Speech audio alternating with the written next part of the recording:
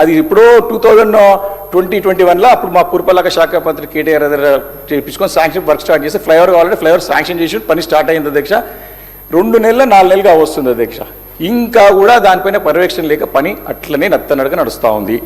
ఇది దీంతో పాటు ఫారెస్ట్ క్లియరెన్స్ గురించి వెంబడి ఫారెస్ట్ క్లియరెన్స్ చేస్తే ఈ రోజు కూడా పని ఎప్పుడు కంప్లీట్ అవుతుందా అని చెప్పేసి ఇది అనుమానంగానే ఉంది అధ్యక్ష.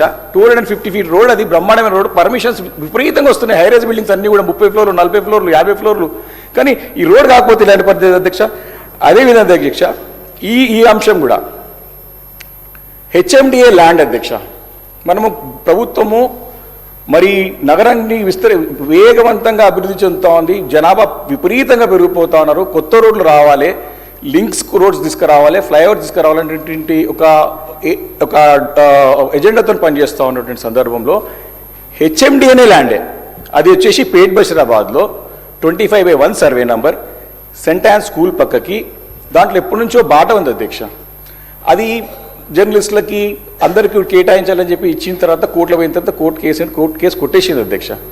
దాంట్లో ఎగ్జిస్టింగ్ రోడ్ ఉంది, వెనకాల పెద్ద ఎత్తున హ్యాబిటేషన్స్ వచ్చినాయి అధ్యక్ష. ఇండ్లు వచ్చినాయి, కాలనీస్ వచ్చినాయి, అపార్ట్మెంట్స్ వచ్చినాయి, విపరీతమైనటువంటి ట్రాఫిక్ పెరిగింది అధ్యక్ష. ఆ రోడ్లో రోడ్ ఫార్మేషన్ చేసిన తర్వాత హెచ్ఎండిఏ కమిషనర్ రోడ్ ఆపుతారు అధ్యక్ష. అరే మనకు హెచ్ఎండిఏ యొక్క బాధ్యత ఏంది? కొత్త రోడ్లు తీసుకురావాలి, మనం ఇన్ఫ్రాస్ట్రక్చర్ డెవలప్ చేయాలి. హెచ్ఎండిఏ కమిషనర్ గారు అడుగుతానేమో ఈ పొలిటికల్ ప్రెజర్. ఏం పొలిటికల్ ప్రెజర్ అధ్యక్ష? దాన్ని ఆల్రెడీ ఎగ్జిస్టింగ్ రోడ్ ఉంది, అది జర్నలిస్టులకు ఇచ్చేది ఉంటే వాళ్ళకి ఇవ్వాలని కూడా రోడ్ అవసరమే కదా. దాంతోపాటు దాంట్లో హెచ్ఎండబ్ల్యూఎస్ అండ్ ఎస్బీ వాళ్ళు సీవరేజ్ కూడా పెద్ద ఎత్తున శాంక్షన్ చేసారు అధ్యక్ష, అది కూడా పనులు ఆగిపోయినాయి. కాబట్టి ఇది ఇటువంటి అంశాలు క్లియర్ కావాలంటే నా ఒక రిక్వెస్ట్ మీ ద్వారా గౌరవ మంత్రివర్యులకి ఏంటంటే, సరే ముఖ్యమంత్రి గారికి సమయం లేదు, సరే శాఖ వారి దగ్గర ఉన్నది, సరే వాడు ఢిల్లీ పోతారు, పోవాలి, తప్పు లేదు, నిధులు ఇస్తారా తీసుకొస్తారా, సరే టైం విల్ డిసైడ్ ఏమవుతుందో. కానీ నేను మంత్రి గారు దట్స్ వాట్ అంటే విషయాలు మా మనసు ఎంత ఇబ్బంది అవుతుందో కూడా అర్థం చేసుకోవాలి. మీరు ప్రభుత్వంలో ఉన్నప్పుడు మా గొంతుగా ప్రజల బాధలు చెప్తున్నప్పుడు నేనేమంటున్నా, మా జిల్లా ఇన్ఛార్జ్ మంత్రివర్యులు, రంగారెడ్డి జిల్లా ఇన్ఛార్జ్ మంత్రివర్యులు శ్రీధర్ బాబు గారు, మీకు రంగారెడ్డి జిల్లా దాదాపు శివారు ప్రాంతంలో ఎమ్మెల్యేలు అందరం ఉన్నాము, నగరానికి చెందినటువంటి మీ కరీంనగర్ హైదరాబాద్ జిల్లా మంత్రి గారు యాక్టివ్గా అయితే మా సీనియర్తో మాట్లాడుతున్నారు, పద్మరావుతో మాట్లాడుతున్నారు, పనులు చేసుకుంటారు. మీరు మమ్మల్ని చూడాలి కదా కొంచెం. కాబట్టి ఈ యొక్క రోడ్ సెంట్ యాన్ స్కూల్ పక్కకున్న రోడ్ని దయచేసి తీసుకోవాలని చెప్పి కోరుతాను అధ్యక్ష. అదేవిధంగా దూలపల్లి కొంపల్లి కూడా సేమ్ ఇదే పరిస్థితి అధ్యక్ష.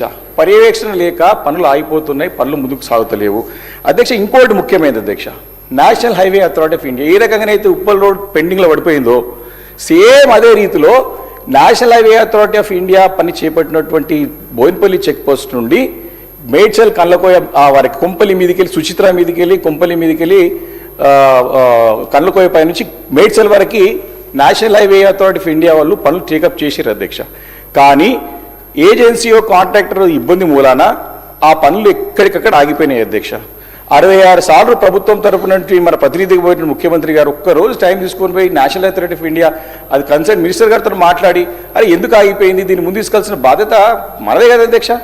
కాబట్టి ఇలాంటి వర్క్స్ ఇది కూడా ఆగిపోయినటువంటి పరిస్థితి ఈ సందర్భంగా మనం చేస్తుంది అధ్యక్ష. కాబట్టి చాలా క్లియర్గా ఈ ప్రభుత్వము కన్సర్న్ మినిస్ట్రీ ఎవరైతే ఎంఏయుడి ముఖ్యమంత్రి గారి దగ్గర ఉందో పూర్తిగా నిర్లక్ష్య వైఖరిని ధోరణితోనే పనులు ఎక్కడెక్కడ ఆగిపోయినాయి.